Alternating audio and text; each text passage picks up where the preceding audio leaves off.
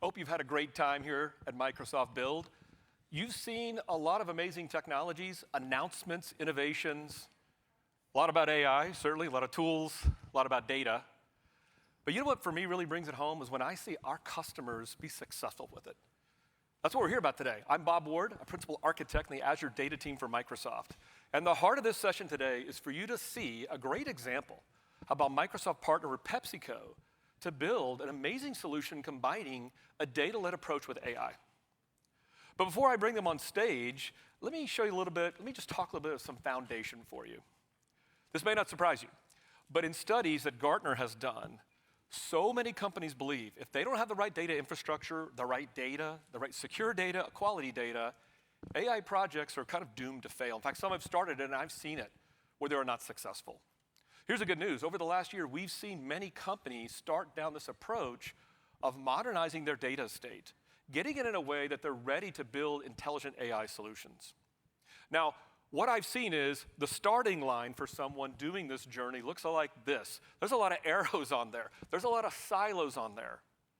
There's a lot of situations where you may have seen this in your company, a lot of copies of data, a lot of sprawl of data. This leads to a lot of problems.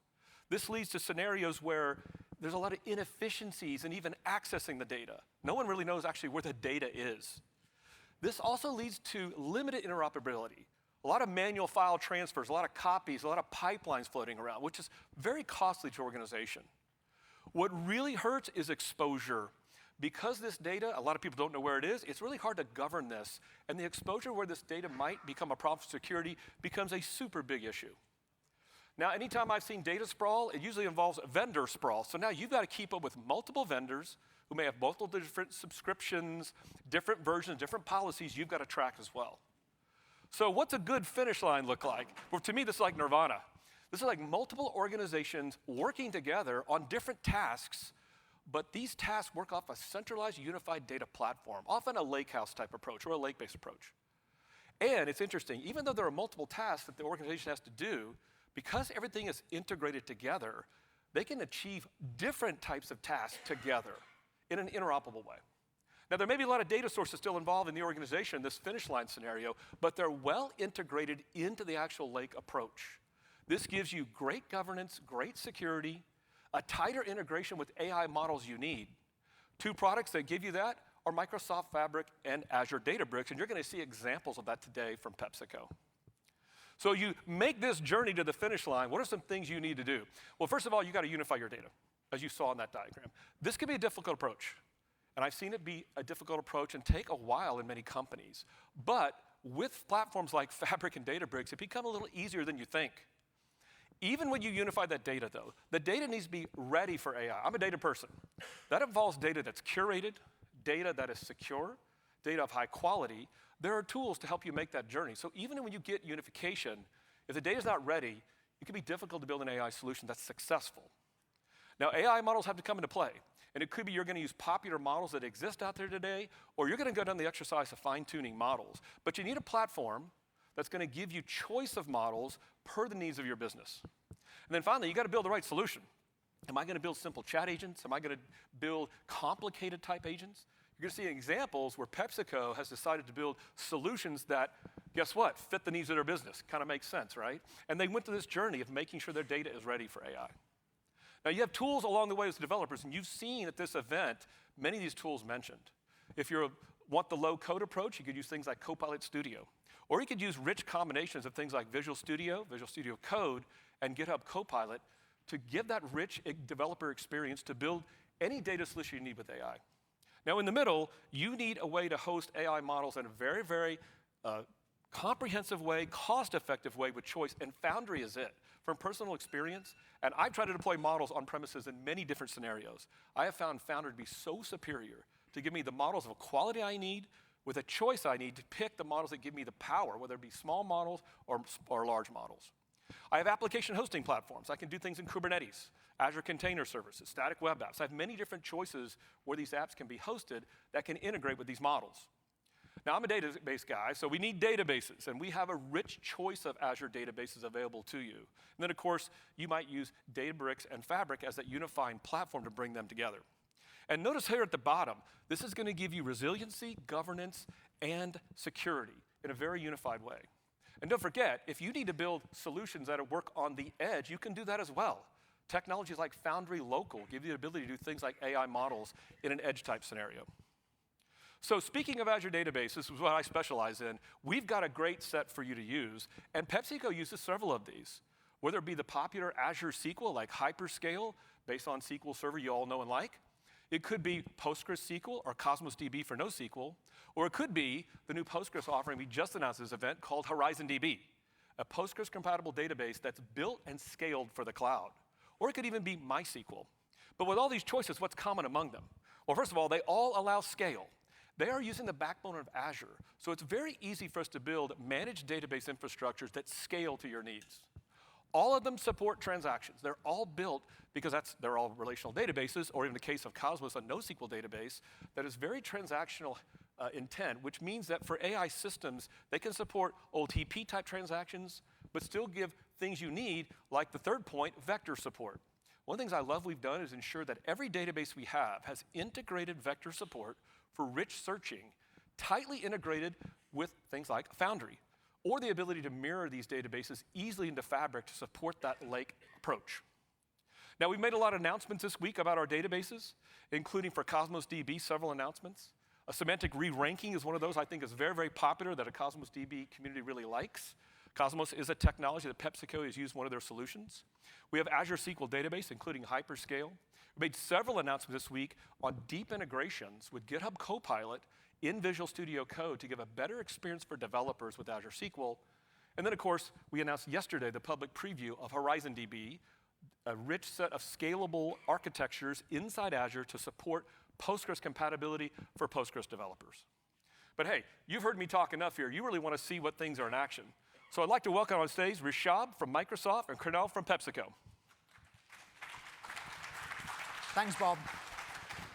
Thank you guys so much. Thank you. Good afternoon, everyone. I'm Rishabh Saha, Chief Architect at Microsoft's Office of the CTO. I'm thrilled to be joined today by Krunal Patel, Senior Manager at PepsiCo's AI Solution and Platforms team. By the way, before we start, Krunal, I saw a lot of people with a lot of food and drinks here. Do you really get unlimited Pepsi at work? Well, unlimited thing that we get is the complexity and its scale, right? Do you say complexity and scale? Yeah. Touche. But that's actually true. Let's think about the scale that PepsiCo operates in.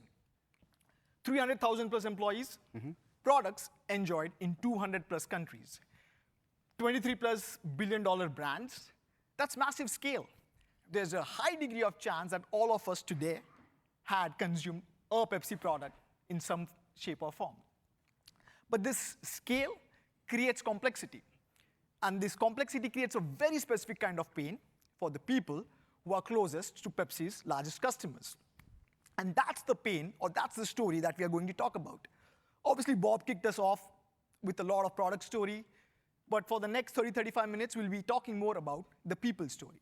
The story about a key account manager, a CAM, and how we took that Monday morning from chaos to clarity. Let's begin. Yeah. So a key account manager, or CAM, is a senior sales professional responsible for managing PepsiCo's largest customers. And these are the who's who of the retailers. Think about, I won't name names, but in a way we go and shop PepsiCo products. When these key account managers have to prep for a meeting with an executive for their customers, these are some of the challenges that you see on screen that they have to go through. Fragmented information. Imagine it's Monday morning. They have a meeting in the next 48 hours. The way they start today is going through multiple reports, multiple dashboards, context buried in some emails, and still trying to figure out, do I have the current data? Do I have the latest context? And that's a very painful process for a key account manager to go through, because their true competency lies in actually strategizing, actually thinking about the conversation that they need to have with their customers. But even before they go there, they have to go through all these hurdles. And this is not just one task. If you really zoom in, it's a combination of all the things that you're seeing on the screen today, right?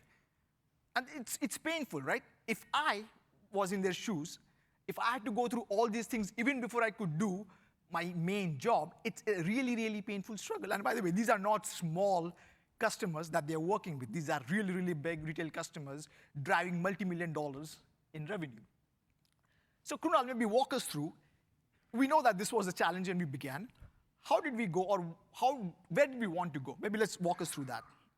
You know what? I would say that imagine a world where we have account plans and all the health of that account comes together in one singular workflow, right? Think about hey, it's a singular place where it's a trusted data, but at the same time it's a one source. We don't have to go to multiple data silos and compile the different information and validate from different people now. And also think about hey, learning system that compounds over time. It doesn't have to actually we don't have to keep on feeding data, but it actually learns on its own eventually, right? So that's kind of a system we build. How about you walk us through? Let's walk us through. Obviously, I think it all starts with the foundation. One of the key learnings, for any person or persona who's in the relationship business, is a lot of those learnings become tribal knowledge at some point in time, right? Because you have a single customer managing a massive amount of relationships and information. However, even before we go solving for that, the key starts with the foundation. Just like we cannot build a skyscraper on sand, it's very difficult to build agents if your data is inconsistent, if your data is not governed properly, or if your data is just not meaningful enough. So it all starts with foundation, or an enterprise data foundation. Bob alluded to this in his part, but these are based on some, I would say, common sense principles, right? You need to have your DevOps and governance in place. You need to make sure that you have your industry data models standardized so that your data is actually harmonized across various business functions or markets. You also need to make sure you're building reusable modules, so every team is not doing the same thing differently. And obviously, you end with central observability, because that's how your system learns, evolves, and adapts. Now, PepsiCo, from what I saw, had put in a lot of effort, and they had that EDF foundation pretty well baked in. Now, maybe walk us through how we went from the foundational EDF layer, and then traditionally what was data for dashboards, we evolved that for data for agents. Yeah, data for dashboards to data for agents. Mm-hmm. Yes, that's the goal that's the journey that we are on, right? Right now, yeah, our pipelines are serving to our dashboards, but eventually, insights we want to be automated. Right now, today, insights are actually manipulated or actually understood by humans, and actions are taken by the manual rules, right? But instead, the tomorrow that we are striving for, or we have worked together to get there, right? The connected knowledge graph, and also that connected knowledge graph that builds the common knowledge layer. Also, that common knowledge layer sits on top of the multiple different fragmented data. Agents that can take advantage of that can reason on it, that can actually decide and actually take an action on it, right? Insights to automation, that's what we have built together. Now the foundation perspective, EDF is a really metadata first foundation that we have built together. And also on top of that, we have created a data as a knowledge where we have different disconnected entities coming together. We have a data as intelligence, where we allow agents to actually reason through, scroll through, go deeper, and then it comes to a agent layer. So basically, the concept is making the data AI-ready data so that we can generate more value for the business. So it's safe to say, if you want to do anything with agents, you need to have your data AI-ready. Yeah. And making your data AI-ready, even with a strong foundation, is extremely hard. It's hard because you have to solve for these 5 things together at the same time. You need your data to be real-time, or in real-time available to the agents. We all know agents are very sensitive to latency. Even if it's available in real time, you also need to make sure your data is unified. Some of these complex business workflows touch various parts of your business, so you need to make sure your data is unified. Even if your data is unified, you still need to make sure that your data is meaningful. You need to make sure all the business context, all the business meanings, all the business processes are captured. Even with that, you still need to make sure it's contextual. Agents work extremely well with the right context at the right time. And all of this is meaningless if your data isn't really trusted. And doing this individually is hard, but doing this at the scale that Pepsi operates in is way harder. Now, we do have Azure services and platforms that make it possible, make it easy perhaps. Azure Databricks, Microsoft Fabric, our enterprise application databases like SQL, Cosmos DB. But even with all that, you still need to be very conscious and intentional about the architectural decisions you're making. One of the things, as a chief architect, I keep saying is the operating model is something that also needs to evolve. All these things are important, but so is your operating model. Maybe let's talk about some of the capabilities. Again, I won't drain through these slides, but in PepsiCo's case, these were all the components that were important in making this solution a possibility. Individually, maybe these products are not as interesting. The highlight of this slide that I want us to take away with is all these products were used from a point of view of being production ready, right? That was the goal. And once you see this solution is a multi-agent system, so different teams, different developers, different components might have access to different solutions. So we didn't really want to push them in a way where we are articulating you can just use this or not. This kind of tells the entire story. And this will be available as part of your presentation post-build, so you can get access to this. But these are all more theoretical concepts, right? Maybe let's talk about the CAM360 agent and this agentic system. Maybe before we dive that, let me paint a picture. Meet Priya. Let's use Priya as an example. A key account manager. In 48 hours, she has an important meeting with one of her largest retail customers. Today, she's going through 6, 7, 10 different systems, reports, emails, context buried in some documents. Yep. It takes her hours to even go through what she really needs to prepare for that meeting. So we went from that to a new world where she's just bringing up CAM360 and asking it, help me get prepared. Walk us through how that journey got unlocked. Well, when you say that, Priya, going through multiple systems, but I want to just say that, hey, Priya is now accompanied with the 6 superstars, the 6 superstar team members. Like, I have a data a team that actually crunch into the data. Let me introduce you with them, right? There is orchestrator. It's a really smart project manager. It orchestrates everything across the board. Then you have a superstar in the team. We have a nerd, data nerd, which is a data analyst agent. It actually crunches the data and goes through a number. We have a persona in tactic agent. It makes sure that the account personas are really captured very well, and actually all the strategies that we create on top of it, it's actually followed.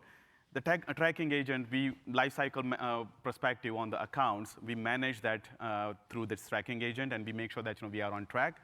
We have a best practices. Of course, think about PepsiCo scale. Like, PepsiCo is big. So in this scale, we want to make sure that we also follow the run book that we have been following for the success. So that's this agent actually makes sure that. And my favorite one, last one, right? The debrief agent. In this case, like you can just talk to it. It's a live conversational agent where it could make sure that hey, the knowledge layer, if knowledge layer has some gaps, it would create a question. It will ask that question to the user, to the Priya, and Priya would answer that, and it will capture into knowledge. And next time, boom, it will have a better understanding around your account. Yeah, that's awesome. So I think safe to say that every CAM has a team of 6 working with them all the time. And this is the complexity that today, before the system existed, they had to really go through and solve for. Maybe let's pick a couple of agents. You said nerd, so maybe let's dive into the data analyst agent. Yep. And yeah, just walk us through the behind the scenes. So data analyst agent is an interesting one, right? It's a hybrid system. You can see that it has an authentication query, Genie, and also enrich layers. But authentication is where we make sure that users access, if they don't have access to specific data, agent does not actually also go through and look at that data. And then comes to a Genie. Genie is a heart, and actually on this case, it will do a text to SQL generation and also executes that and provides the responses back. And finally, enrich and Persist layer, where we have this knowledge layer, and also all the different session memories are stored. So that actually makes this synthesization very easy. So let's deep dive into a demo. I have a small demo that we can. Just go ahead, yeah. So I'll quickly go through this demo. Yeah. So think about this. This is a 𝗦𝗽𝗀𝗀𝗀. This is a combination of a 𝗀 and 𝗦𝗽. So in 𝗀 we have, in 𝗀 we have flows. As you can see, that is a project manager, orchestrator in the center. And as query comes in, there is a query being written just for demo purpose. This query is asking top actually accounts that can be used. So and it is going through all the authentication, converting those tokens from JWT to 𝗦𝗽𝗀𝗀𝗀 tokens, and then doing a call to a 𝗦𝗽. And after that, it is starting to synthesize, right? Before even it provides an answer back, it has a golden data set that it actually looks at, and finally provides the output that, hey, this is the output that I want to look for. But if I go even deeper, if I go to a node by node, if I want to understand what nodes are built, right? There are multiple nodes here, and in a VS Code we can take a look at that nodes. So this is a graph. This is a graph and nodes that we are looking at. There are multiple nodes and graphs mentioned, and these are the steps that we are following, right? So in these steps, we want to make sure that the conversion of the token happens very well. So we have a federation policy in the Databricks 𝗦𝗽 configured, so that we use that and convert the token from JWT to 𝗦𝗽𝗀𝗀𝗀. That happens here in authentication layer in this tab. Then we have 𝗦𝗽 call. Now after we call to 𝗦𝗽, we have a conversation IDs and all that we track onto a session. And we keep on tracking that, hey, where we are on that 𝗦𝗽 request. We receive that request back. The response actually provides us a summarized output, and at the same time, also it provides us SQL. Now, our orchestrator on the other side, it compiles all the information from this 𝗦𝗽 output and actually provides it back. So you can see that in this case, it is going through the code snippets where it provides output to orchestrator, and orchestrator actually synthesizes at the end. Now, yeah, over here, right here, it is trying to show that we have conversation IDs that we track through, and there is a 𝗦𝗽 IDs that we follow through. We make sure that we tie it back to the query, and at the end we have a final output that it gets generated here. Now I want to walk you through one more piece. It's a 𝗦𝗽 being used under 𝗀 flow, right? But not only that, we will show Databricks. Let's say how Databricks configuration looks like for 𝗦𝗽. So we configure the 𝗦𝗽. We make sure that in this 𝗦𝗽 we have all the tables that are needed. That are created. Also, warehouse is a no server warehouse. We have created here just to make sure that the speed is provided. All the tables that are actually in the picture are being used. With those tables, you have all the definitions mentioned in those tables. All the column details are captured in those tables, as you can see here. As we go in deeper, each and every configurations helps actually 𝗦𝗽 understand a little bit more about the data, so that when it generates a SQL, it's much more accurate SQL rather than it just keeps on trying, right? So as you can see here, there is a formatting assistant also that we have used. So we make sure that the formatting is correct at the end, and this data actually. We also take advantage of 𝗦𝗽 catalog here, right? So 𝗦𝗽 catalog actually helps us make sure that the users has access to the right tables. Let's say we configure here 10 tables, but user may not have access to all 10 tables. They only may have access to only 2 or 3 tables. So we don't want our agents to provide access to all of the data and provide the answer, but that might not be a good one, right? Because user may not have access, and we are trying to tap into the data which is restricted data. So we also took care of that. Over here, we are providing an instruction, making sure that all the instructions are configured, system instructions for the agent are configured correctly. One-shot examples are created here. And all the queries, so there are some high confidence path.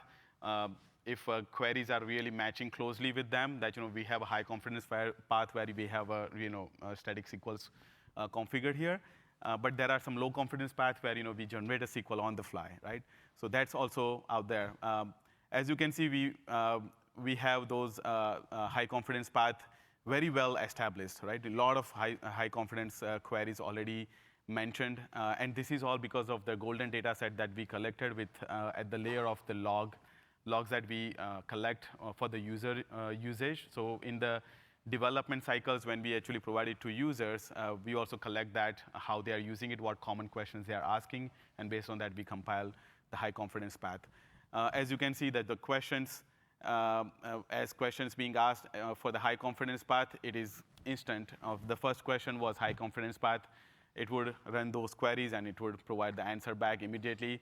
For the low confidence, as you can see, there is a trusted sign.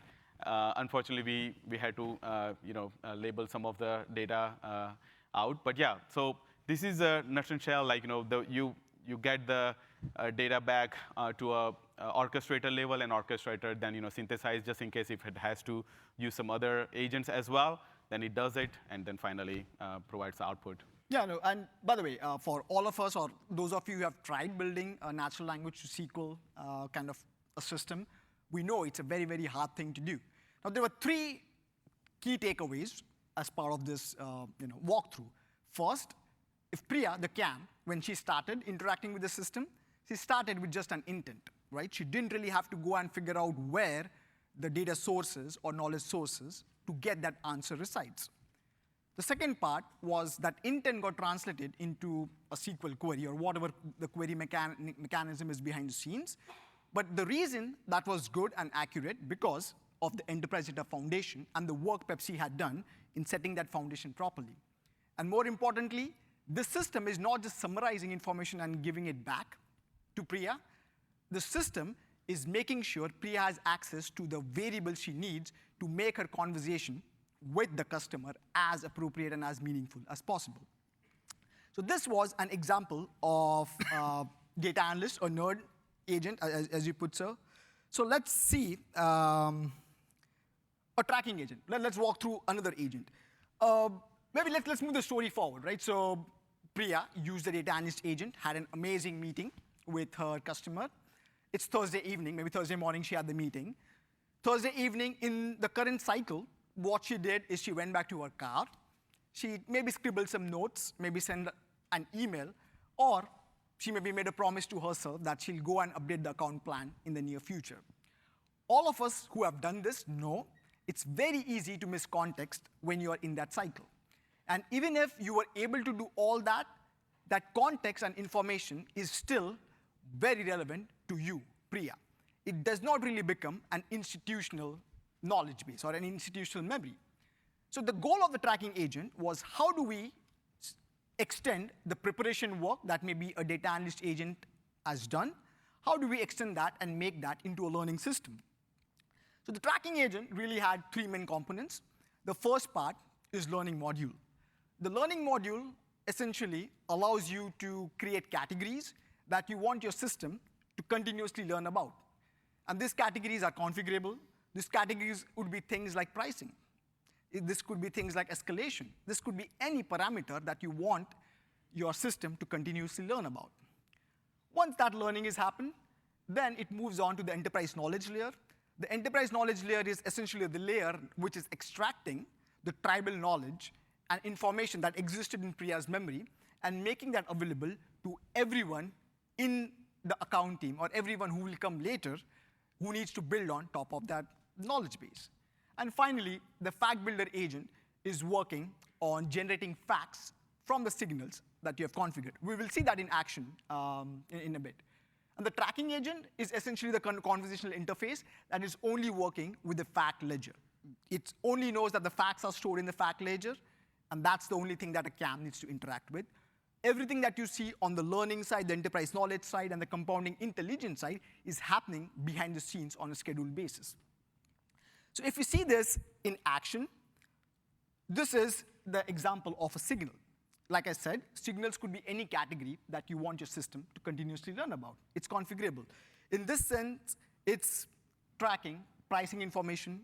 It's tracking the hints that you want your system to learn about pricing.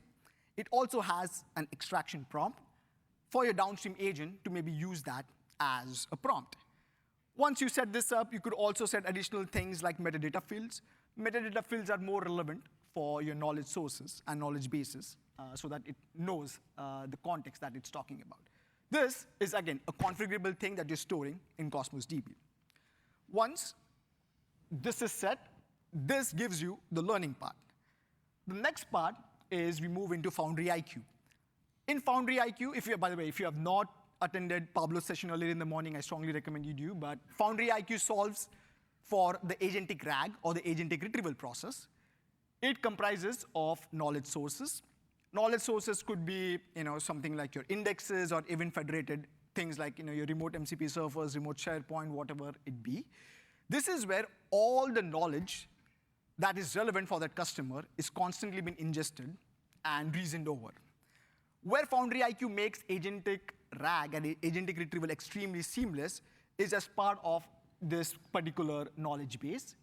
When you look at the knowledge base is really a combination of knobs that it gives the developers, and the developer can go and just adjust those knobs. So as a developer, I can adjust knobs of the retrieval mechanism. I can choose what's the retrieval instruction that I need to put.